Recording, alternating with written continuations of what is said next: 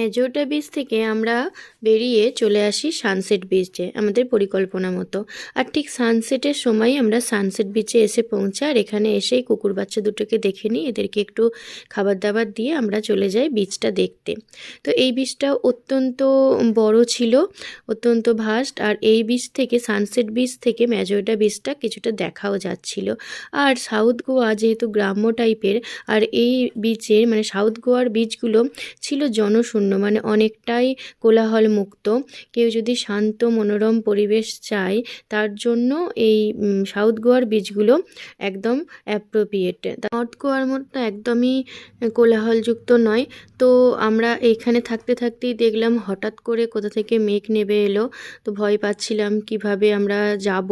তো যা ভয় পাচ্ছিলাম তাই হলো, কিছুক্ষণ পর বৃষ্টিও নেমে এলো। তবে সাউথ গোয়ার সিনিক বিউটি সত্যি অসাধারণ, অনবদ্য।